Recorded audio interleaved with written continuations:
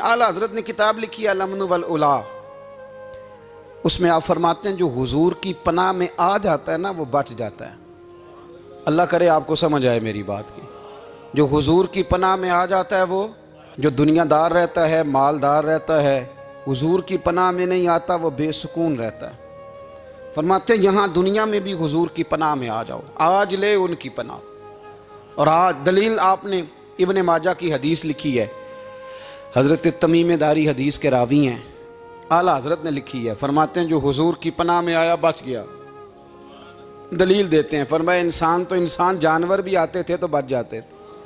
हज़रत तमीम दारी रज़ी अल्लाह तआला अन्हु फरमाते हैं कि हम खड़े थे, एक ऊँट दौड़ता हुआ आया, नबी करीम सल्लल्लाहु अलैहि वसल्लम के पहले उसने कदमों पे सजदे किए। सहाबा कहने लगे हुजूर हमें भी इजाज़त दें। फरमाया वो तो बेज़ुबान है, उसे तो पता कोई नहीं, पेशे नज़र है वो नौबहार, सजदे को दिल है बेकरार, रोकिए सर को रोकिए यही तो इम्तिहान है। फरमाया उसे क्या पता, तुम तो मुकल्लफ हो शरीयत के, तुम्हें इजाज़त नहीं है। और आला हज़रत ने दो टोक लिखा है, फरमाया सिवाय खुदा के किसी को ताज़ीमी सजदा भी हराम है। ये नोट कर ले मेरी बात। और आला हज़रत ने फतावा रज़विया में लिखा है किसी कब्र पे जाओ तो 4 हाथ दूर खड़े रहो। अल्लाह करे आपको समझ आए, कितने हाथ? 4 हाथ दूर खड़े रहो, सूरत फातिहा पढ़ो, दुरूद शरीफ पढ़ो, जिस कब्र पे गए हो उनकी रूह को इसाले सवाब करो, उनके वसीले से दुआ मांगो। आला हज़रत फरमाते हैं कब्र को सजदा बिल इत्तिफाक हराम है, तवाफ कब्र का करना बिल इत्तिफाक हराम है, बोसा लेने में इख्तलाफ है कि जायज़ है कि नाजायज़ है, लेकिन बोसे से भी चूँकि शक पड़ता है तो फरमाते हैं अहमद रज़ा की राय ये है कि बोसा लेने से भी बचा जाए। वो आ गया तो इससे अगली बातें करता है, बस खामोश रह, बाअदब रह और पीछे रह। तो हज़रत तमीम दारी कहते हैं ये हदीस आला हज़रत ने लिखी है अल-अम्न वल उला में। फरमाते हैं कि ऊँट ने पहले सजदा किया, कदम चूमे, फिर उसने हुजूर के कान में कोई बात कही। रोज़े दे दिवाले ने गुलामां दियां टोलियां, एक पे सुनदा करोड़ां दियां बोलियां। यानी ऊँट ने बात की तो हुजूर ने वो भी सुन ली। आला हज़रत कहते हैं जो पनाह में आता है बच जाता है। कहते हैं रसूल करीम ने ना ऊँट की पुश्त पे हाथ फेरा और अल्लाह के महबूब फरमाने लगे फिक्र न कर, अब तू आ गया है ना तो जैसे तू कहेगा वैसे ही हो जाएगा, जैसे तू कहेगा वैसे ही। इब्ने माजा में मौजूद है, पर मैं चूँकि फाज़िल बरेलवी रहमतुल्लाह अलैह की किताब से पेश कर रहा हूँ अल-अम्न वल उला से, तो मैं उसी अंदाज में पेश कर रहा हूँ जिस अंदाज में वहाँ है। हज़रत तमीम दारी कहते हैं कि हमारी समझ में बात कोई ना आई, थोड़ी देर गुजरी तो कुछ लोगों ने हाथों में रस्सियाँ पकड़ी हैं, खंजर पकड़े हैं, दौड़े आए, या रसूलल्लाह ये हमारा ऊँट है। हज़रत तमीम दारी कहते हैं मैंने देखा कि जब वो आ गए ना खंजर लेके तो ऊँट हुजूर के पीछे छुप गया। आज ले उनकी पनाह, आज मदद मांग उनसे, वो हुजूर के पीछे छुप गया। तो कहते हैं कि नबी करीम सल्लल्लाहु ताला अलैहि वसल्लम ने फरमाया क्या मसला है भाई? या रसूलल्लाह हमारा ऊँट है, ज़िबा करने लगे थे दौड़ा है। तो हुजूर फरमाने लगे वो तो तुम्हारी शिकायत कर रहा है। वो कहता है या रसूलल्लाह मैंने बरसों इनकी नौकरी की, बरसों मैंने बड़ी नौकरी की। सही कहता है या रसूलल्लाह? ठीक कहता है। हुजूर अब बूढ़ा हो गया हूँ, थोड़ा ज़्यादा बोझ नहीं उठा सकता, तो मुझे ज़िबा करके खाना चाहते हैं, मैं मरना नहीं चाहता। नबी करीम फरमाने लगे अच्छे लोग ये सिला देते हैं। उन्होंने अर्ज़ की हुजूर आप हुक्म कर दें, हम इसको छोड़ देते हैं या रसूलल्लाह, नहीं ज़िबा करेंगे, खिदमत करेंगे। हुजूर फरमाने लगे नहीं, अब मेरे पास आया है ना, अब मैंने वापस नहीं करना, आज हो गया है, आज ले उनकी पनाह, आज मदद मांग उनसे, आज हो गया या रसूलल्लाह फिर रख लें। हुजूर ने फरमाया नहीं भाई पैसे बताओ कितने? या रसूलल्लाह नहीं नहीं कुछ नहीं। नबी करीम अलैहिस्सलाम ने फरमाया नहीं बताओ कितने, बताओ कितने? उन्होंने कहा हुजूर एक दफा रेट लगाया था तो 100 दिनार लगा था। हुजूर ने फरमाया बिलाल दे दो 100 दिनार। 100 दिनार दे दिया। आला हज़रत फरमाते हैं देखो उनकी पनाह में आने की बरकतें कितनी हैं। उनसे कहा तुम जाओ, वो चले गए। हुजूर ने पुश्त पे हाथ फेरा, फरमाया जा तू आज़ाद है। हज़रत तमीम दारी कहते हैं वो पहले गया फिर पलट के आया, उसने नबी पाक के कान में को बात की, कई बातें की, पर मैं एक बात करता हूं, कई बातें की, एक बात की तो हुजूर रो पड़े। ऊंट चला गया, हमने अर्ज़ की हुजूर ये क्या कह गया है? तो महबूब फरमाने लगे ये कह गया या रसूल अल्लाह जिस तरह आपने मुझे छुरी से बचाया है, मैं दुआ करता हूं अल्लाह आपकी उम्मत को जहन्नुम से महफूज फरमाए। अल्लाह जहन्नुम से बचाए आपकी उम्मत को, इस तरह मुझे छुरी से आपने महफूज किया। आला हज़रत फरमाते हैं किन चक्करों में पड़े हुए हो, किन चक्करों में? पैसों की पनाह लेते हो, ओहदों के पीछे छुपते हो, दौलत के पीछे छुपते हो, ताल्लुकात के पीछे छुपते हो। फरमाया मुसीबत आएगी तो ये सारे हट जाएंगे। अगर पनाह लेनी है तो मदीने वाले महबूब की पनाह लो, दरवाज़ा रसूल पे आओ, नबी करीम की बारगाह में झुको, हुजूर से प्यार करो। आला हज़रत फरमाते हैं महबूब का अदब करो, रसूलुल्लाह की गुलामी करो। फरमाते हैं फिर के गली गली तबाह, ठोकरें सब की खाएं क्यों, दिल को जो अक्ल दे खुदा तो तेरी गली से जाए क्यों। और फरमाने लगे जान है इश्क मुस्तफ़ा, रोज़ फुजूं करे खुदा, जिसको हो दर्द का मज़ा वो नाज़े दवा उठाए क्यों, जिसको हो दर्द का मज़ा वो नाज़े दवा उठाए क्यों। उन्होंने महबूब करीम की मोहब्बत का पैगाम दिया, सहाबा की मोहब्बत का, बोलिए, सहाबा की मोहब्बत का पूरी किताब लिखी हज़रत सिद्दीक़ अकबर जनाब उमर के फ़ज़ाइल पर। और मज़े की बात यह है कि आला हज़रत ने ना उर्दू शायरों में से किसी को तौफीक नहीं हुई हुजूर को शहनशाह कहने की। आला हज़रत ने कहा मेरे नबी शहनशाह हैं। दलील क्या दी? फरमाने लगे पढ़ो तिरमिज़ी, हुजूर ने फरमाया मेरे दो वज़ीर ज़मीनों में हैं, दो आसमानों में। ज़मीन के दो वज़ीरों के नाम अबू बकर और उमर हैं, आसमान के दो वज़ीर हैं जिब्रील और मीकाईल। तो आला हज़रत कहने लगे हुजूर वज़ीर तो किसी शहनशाह के ही होते हैं, फिर कह लो ना शहनशाह। तो फिर फरमाने लगे हाजियो आओ शहनशाह का रोज़ा देखो, हाजियो आओ शहनशाह का रोज़ा देखो। काबा तो देख चुके अब काबे का भी काबा देखो, काबा तो देख चुके अब काबे का भी, गौर से सुन तो रज़ा काबे से भी आती है सदा, मेरी आंखों से मेरे प्यारे का रोज़ा देखो। आला हज़रत ने सारी ज़िंदगी और सहाबा किराम की बात की, अहले बैत की बात की, औलिया की बात की, सूफिया की बात की, दिफा किया सबका, सबके शानों में लिखा, उम्मत को बतलाया कि अपने बुजुर्गों से जुड़े रहोगे तो बचे रहोगे। आला हज़रत ने तंज करने से, तनकीद करने से, बिला वजह गलतियां निकालने से और एक दूसरे पर लान तान करने से हमें बचने को कहा। आला हज़रत फरमाते हैं कोई इल्म अगर आ जाए ना तो उसका माना ये नहीं कि सबको जाहिल समझ लेना चाहिए। समझ आ रही है मेरी बात की? हम जिस शोबे में भी होते हैं ना, सामने वाले को अनपढ़ ही समझते हैं। मौलवियों के बारे में बाद लोगों का ख्याल है कि ये पता नहीं कौन सी मखलूक है, इनको क्या पता दुनियादारी का। मैं सही कह रहा हूँ। इसी तरह जो मेरे शोबे से ताल्लुक़ रखने वाले लोग हैं वो कहते हैं शायद सारे ताजर 2 नंबर तरीके से ही माल कमाते हैं। ये हो नहीं सकता, ऐसा हो नहीं सकता। हमें ना दूसरों की अहमियत की खबर रखनी चाहिए। हम एक दूसरे से प्यार, हम तंज करते हैं, तनकीद करते हैं। फाज़िल बरेलवी मना करते थे, आप फरमाते ये तरीका दुरुस्त। हम जब गलतियां निकालने पे जाते हैं तो माज़अल्लाह इतना ऊपर बन जाते हैं कि माज़अल्लाह सुम्मा माज़अल्लाह अल्लाह रसूल तक पहुंच जाते हैं। आला हज़रत के ज़माने में एक शख्स ने कह दिया नबी पाक का ख्याल आए तो नमाज टूट जाती है। अकल है ना जी, जहां मर्जी ले जाओ। वो कहने लगा जी मैंने खालिस अल्लाह के लिए पढ़नी है ना फ़लसफ़ा अजीब। नबी पाक का ख्याल आए तो नमाज। आला हज़रत फरमाने लगे तू बड़ा ही पागल है, जब तू कहेगा अस्सलामु अलैका अय्युहन नबी, ख्याल आएगा कि नहीं? फरमाने लगे तू बड़ा ही नादान है, जब तू कहेगा अल्लाहुम्मा सल्ली अला मुहम्मदिन व अला, ख्याल आया कि नहीं आया? फरमाने लगे तू नबी पाक की बात करता है, नमाज में तो अब्बा अम्मा का भी ख्याल आता है, रब्बना ग़फ़िरली वाली वालिदैया। फरमाने लगे रब्बे के ख्याल से नहीं टूटती तो मदीने वाले के ख्याल से कैसे टूट गई? फरमाने लगे बड़ा ही बेवकूफ़ है तू। आला हज़रत फरमाने लगे तू कहता है हुजूर का ख्याल आए तो टूट जाती है। फरमाने लगे जब तक हुजूर का ख्याल आए ना नमाज होती नहीं, जब तक हुजूर का ख्याल ना आए नमाज होती नहीं, सवाल ही नहीं पैदा होता। लोगों ने कहा जनाब वो किस तरह?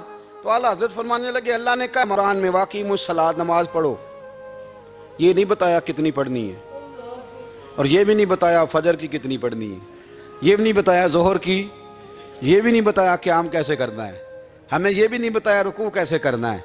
हमें पता कैसे पता चला? जब सहाबा ने कहा ना रब कहता है नमाज पढ़े तो कैसे पढ़ें, तो हुजूर फरमाने लगे सल्लू कमा रअयतुमूनी उसल्ली, नमाज उस तरह पढ़ो करो जिस तरह मुझे पढ़ते हुए देखते हो।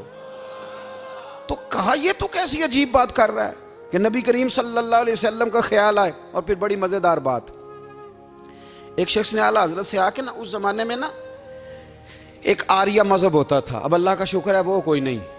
अब वैसे जो बड़े नए नए मज़हब निकल आए हैं, जो आदमी जितना पढ़ जाता है माज़अल्लाह वो एक नई बात ही शुरू कर देता है, और जो अनोखी बात करे उसके पीछे रश भी ज़्यादा हो जाता है।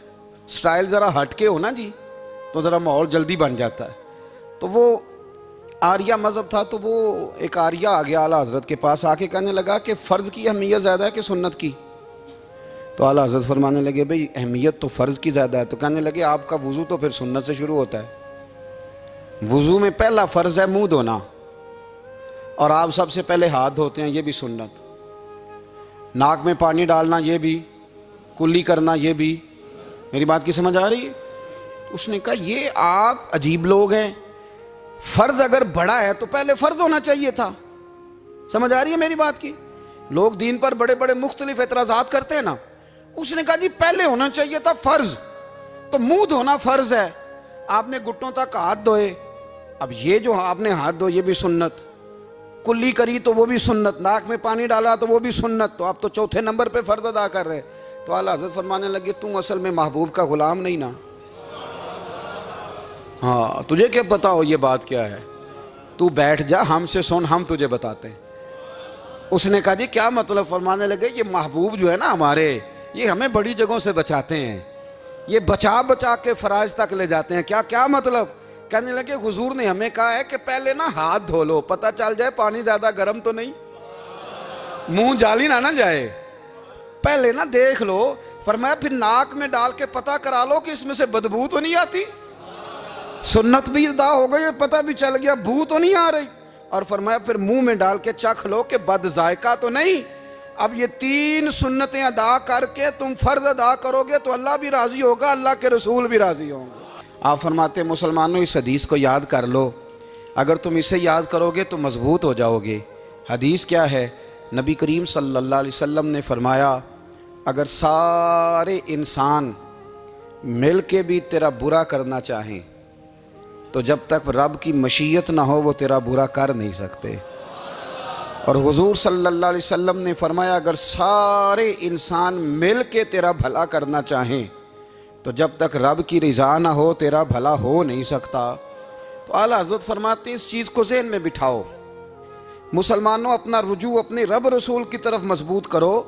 ये क्या बात हो गई कि मैं इससे भी डर रहा हूँ, मैं उससे भी डर रहा हूँ, वो भी मेरे पीछे लग गया। फाज़िल बरेलवी रहमतुल्लाह अलैह इन चीज़ों से मना फरमाते थे। वो कहते थे ये तोहमात हैं, वो हम परस्ती है, हमें इन चीज़ों से हमेशा बचना है, अपनी आने वाली नस्लों को बचाना है। फरमाया करते थे रब की रज़ा पे जो राज़ी रहता है अल्लाह उसे सुकून वाली ज़िंदगी अता फरमाता है। हमारे यहाँ लोग पूछते हैं तबीयत कैसी है, लेकिन यूपी में, सीपी में, लखनऊ में पूछा जाता है कि क्या शिकायत है आपको? कहते हैं ये सर दर्द की शिकायत है। ये उर्दू का एक मुहावरा है। जनाब क्या शिकायत है? कहते हैं जी मुझे कमर दर्द की शिकायत है। फिर पूछने वाले पूछते हैं कि जनाब उस शिकायत का क्या बना? तो सदरुल शरिया मौलाना अमजद अली साहब आज़मी रहमतुल्लाह अलैह फरमाते हैं आला हज़रत को बुखार था तो मैं हाजिर हुआ, तो मैंने कहा हुजूर शिकायत का क्या बना? कहने लगे मौलाना पढ़े लिखे हो के तो ऐसी बातें ना करो, शिकायत किससे करनी है? रब ने जिस हाल में रखा है बड़ा ही अच्छा रखा हुआ है, शिकायत का क्या माना हुआ? अल्लाह ने जहाँ समझा मुनासिब उसने हमें रखा है, शिकायत क्या होती है? मुझे किसी से शिकायत नहीं। फरमाया करते थे अल्हम्दुलिल्लाह मुझे सर दर्द भी होता है और बुखार भी होता है और मैं बड़ा खुश हूँ। ये वो वाली बीमारियाँ हैं, ये वो अमराज हैं जो नबियों के कदम भी चूमने आया करते थे। मैं खुशबख्त हूँ कि वो अमराज जो अम्बिया के पास आते थे, सर दर्द और बुखार, वो मुझे लगते हैं। अपनी ज़िंदगी को रज़ा वाली ज़िंदगी बनाया। यकीन बड़ा कामिल था मेरे आला हज़रत का। इमाम गज़ाली ने हदीस लिखी है, नबी करीम सल्लल्लाहु अलैहि वसल्लम ने फरमाया यकीन इस तरह सीखा करो जिस तरह तुम कुरान सीखते हो। आज मेरे दौर का सबसे बड़ा मसला यकीन की कमज़ोरी है। मुसलमान कच्ची पक्की सोचें सोचता है, कमज़ोर कमज़ोर जुमले बोलता है, इसको दुनियादारों के वादों पर इत्माद जल्दी होता है। लेकिन माज़अल्लाह अल्लाह रसूल के वादों के बारे में ये कई दफ़ा शकूक का शिकार होता है, इसे समझना चाहिए। फाज़िल बरेलवी एक पुख्ता यकीन वाली शख्सियत थे, पुख्ता यकीन वाली। बरेली शरीफ के दाएं बाएं ताउन का मर्ज फैल गया तो आला हज़रत फरमाते हैं मेरे मुंह में भी कुछ गिल्टियाँ निकल आईं। तो बाज़ लोगों ने कहा शायद आपको भी ताउन हो गया है। आला हज़रत रहमतुल्लाह अलैह फरमाते हैं जो सबसे बेहतरीन तबीब था वो लाया गया, उसने मेरा मुंह देख के गिल्टियाँ देख के कहा खो आपको तो ताउन का मर्ज़ हो गया है। तो आला हज़रत फरमाने लगे मुझे सारी बीमारियाँ लग सकती हैं, ये नहीं लग सकती। उसने कहा हकीम मैं हूँ कि आप हैं? फरमाया नहीं आप ही हैं, पर यह बीमारी मुझे नहीं लग सकती, ये मुझे हो नहीं सकती। उसने इसरार किया तो आला हज़रत रहमतुल्लाह ताला अलैह उसको कहने लगे मियाँ तू जो मर्जी कर लेकिन मुझे ताउन का मर्ज नहीं हो सकता, ये बात तय है। वो नाराज़ होकर चला गया। अब ताउन की जो गिल्टियाँ होती थी ना वो बड़े बड़े महीनों नहीं जाती थी, तकलीफ़ रहती थी। आला हज़रत कहते हैं मैंने उसी रात ना थोड़ी सी काली मिर्चों का सफ़ूफ बनाया और मिसवाक में रख के जब मुंह के अंदर छिड़का तो थोड़ा सा खून निकला और मेरा मुंह बिल्कुल ठीक हो गया। सवेरे मैंने कहा बुलाओ ना अपने हकीम को जो कहता था ताउन हो गया है। तो लोग कहने लगे हुजूर आपको वैसे कैसे पता था ताउन नहीं है? फरमाने लगे पता इस तरह था कि अल्लाह के रसूल सल्लल्लाहु अलैहि वसल्लम ने एक दुआ इरशाद फरमाई है। फरमाया किसी मरीज़ को देख के पढ़ लो अल्हम्दुलिल्लाहिल्लज़ी मिम्मब्तलाका बिही वफ़द्दलनी अला कसीरिम मिम्मन खलका तफ़दीला। हुजूर ने फरमाया किसी बीमार को देख के, मुसीबत वाले को देख के ये दुआ पढ़ो, तुम उस मुसीबत में शिकार नहीं होंगे। फरमाने लगे मैंने ताउन के मरीज़ को देख के दुआ पढ़ ली थी, तारे टूट सकते हैं, चांद गिर सकता है, सूरज अपनी जगह छोड़ सकता है, पर मदीने वाले महबूब की बात गलत नहीं हो सकती। ये मेरा यकीन कामिल है, साढ़े नबी दी जुबान साढ़े वास्ते कुरान, ये बात गलत हो सकती? मजबूत यकीन फाज़िल बरेलवी का, मजबूत नजरियात। आला हज़रत रहमतुल्लाह ताला अलैह से किसी ने कहा आप किस तरह के मोमिन हैं, किस तरह के मोमिन हैं? तो आला हज़रत फरमाने लगे मेरा दिल चीरो, उसको खोलो, एक तरफ ला इलाहा इल्लल्लाह लिखा होगा, दूसरी जानब मुहम्मदुर रसूलुल्लाह लिखा होगा, खोल के देख लो। एक तो यकीन की। फिर दूसरी बात, खुश्क लोगों को जिंदगी गुजारने का मज़ा कोई नहीं आता। जिंदगी गुजारने का मज़ा उसे ही आता है जिसे किसी से प्यार हो जाता है। बाकी ना देखे ना, एक बंदा जबरन एक शख्स बच्चे पालता है, वो कहता है ये मेरे लिए क्या मुसीबत है 5 बच्चे, और एक शख्स को बच्चों से प्यार हो जाता है। वो जवान भी है, खूबसूरत भी है, पर ईद पे कपड़े नहीं खरीदता, बीवी से कहता है मैं पुरानी पहन लूँगा पर बच्चों को नहीं ले दे। तो भाई तेरी ख्वाहिशें मर गई हैं, तेरी खूबसूरतियों की तरफ जाने की आरज़ुएं ख़त्म हो गई। तो कहने लगा सारा कुछ है पर बच्चों से प्यार जो हो गया है। आला हज़रत रहमतुल्लाह अलैह बहुत बड़े फ़लसफ़ी थे, मंतकी थे, बहुत बड़े साइंसदान थे। यहाँ बड़ा संजीदा इज्तिमा है, मैं बड़ी ख़ास बात करने लगा हूँ। सारे साइंसदान कहते हैं ज़मीन घूमती है, आला हज़रत ने इतनी मोटी किताब लिखी है ज़मीन साकन है। फरमाते थे हम जैसे मर्जी साइंसदान कहेंगे आपने दलाइल दिए हैं। आप फरमाते हैं जब नबी करीम अलैहिस्सलाम की हदीस मुस्लिम शरीफ में मौजूद है कि जब अल्लाह ने ज़मीन को पैदा किया ज़मीन कांपने लगी तो अल्लाह ने पहाड़ों को मीखें बना के, किले बना के अंदर लगा दिया तो ज़मीन ठहर गई। फरमाने लगे जब मुस्तफ़ा करीम ने कह दिया ठहर गई है तो सारे साइंसदान भी कहें तो हम मानने को तैयार नहीं कि घूमती है। उन्होंने दलाइल दिए। वो हमें ना रोज़ कह देता है डॉक्टर आपकी तबीयत ख़राब है, खांसी है, घर में किसी और को तो नहीं? हाँ जी है जी। वो कहते उसी की वजह से हो गई है। ओ खुदा के बंदे, नबी करीम अलैहिस्सलाम ने फरमाया बीमारी मुताद्दी नहीं होती, एक से दूसरे को नहीं लगती। और बड़े सादे अंदाज में मुस्लिम की हदीस है, एक सहाबी ने कहा या रसूलल्लाह मेरे ऊँट को उस ऊँट से खारिश पड़ गई है। तो अल्लाह के रसूल फरमाने लगे तेरे ऊँट को तो उससे पड़ी है, तो उसको कहाँ से पड़ी थी? कहने लगा जी वो तो कुदरती मामला है। तो हुजूर फरमाने लगे ये भी कुदरती मामला है। अब हमें जो मर्जी, आला हज़रत के ज़माने में लोगों ने कहा कशिश सकल है, ज़मीन अपनी तरफ चीज़ों को खींचती है। दलील क्या है? वो कहने लगे जी सेब गिरता है तो ज़मीन पे, आम गिरता है दरख्त से तो ज़मीन पे, अमरूद गिरता है तो, अनार गिरता है तो ज़मीन में कशिश है, खींच लेती है। आला हज़रत फरमाने लगे शाबाश, साइंसदान जो कहेंगे हम मानेंगे। फरमाने लगे ज़मीन ने आधा किलो का सेब खींच लिया है, 1.5 पाव का अनार खींच लिया है, पर हमने गुब्बारे में 1.5 छटांग हवा भर दिया, वो तो ज़मीन से खींचा नहीं गया। ये किस किस्म की कश से शकल है? ये अभी 2 साल पहले डॉक्टर अब्दुल कदीर खान का मजमून छपा था रोज़नामा जंग में। वो कहता है मुझे वो मौलवी चाहिए था जिसके पास कुरान हदीस भी हो और साइंस के उलूम भी हों। कहता मैंने ज़माने के दरवाजे खटखटाए, फिर मैं पहुंचा बरेली के इमाम के पास, और कहता है वहाँ जाके ना मैं ठहर गया हूँ, इसलिए कि मुझे कुरान और सुन्नत का नूर भी मिला है और मुझे साइंस के रमूज़ भी मिले हैं। ये वाहिद शख्स है, ये वाहिद शख्स है जो दीन को साइंस का पाबंद नहीं करता बल्कि साइंस को मदीने वाले का गुलाम बनाता है, मदीने वाले का गुलाम बनाते हैं। तो आला हज़रत फरमाने लगे अजीब फ़लसफ़ा है ना जी, आम खींच लिया उसने, सेब खींच लिया, अमरूद खींच लिया, पर उससे 1.5 छटांग वाला गुब्बारा। तो लोगों ने कहा हुज़ूर फिर मसला क्या है? आप फरमाने लगे मसला ये है कि हर चीज़ अपनी असल की तरफ लौट जाती है, हर चीज़ अपनी, सेब अमरूद अनार ज़मीन से पैदा होते हैं तो ज़मीन पे गिरते हैं, हवा की असल ऊपर है, इसलिए जब गुब्बारे में हवा भरेंगे तो हवा उसको ऊपर ले जाएगी। हाँ, जब उससे हवा निकल जाएगी तो फिर गुब्बारा जो जिसकी असल होती है उधर लौट जाता है। इंसान मिट्टी से बना है तो जाता कहाँ है? मिट्टी ना ते मिट्टी रहना ही एवं कादी बल्ले बल्ले, अज मिट्टी दे उत्ते बंदिया ते कल मिट्टी दे थल्ले। तो आला हज़रत रहमतुल्लाह ताला अलैह ने ना अपने सारे उलूम को नबी पाक का गुलाम बना दिया। आप फरमाया करते थे आज ले उनकी पनाह, आज मदद मांग उनसे, कल न मानेंगे क़यामत में अगर मान गया।